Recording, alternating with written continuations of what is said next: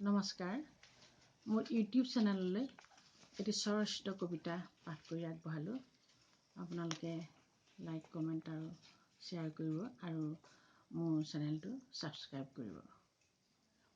কবিতাটিৰ নাম শান্ত সৰল আৰু দৃঢ় মনৰ দুচকুৰ পৰা।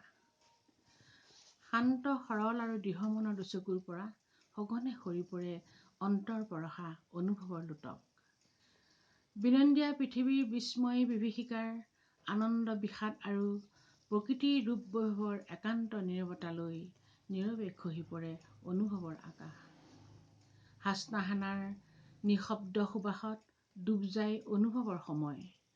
অনুভৱৰ তুলনাত নিৰুক্ত হৃদয়ৰ শব্দবোৰ কিমান নিঃসহায়, কিমান নিঃসংগ, কেনেকৈ বুজাম নিজক। কেৱল সেউজ স্মৃতিৰে সমৃদ্ধ মোৰ অন্তৰ পৰশা অনুভৱৰ লোটক।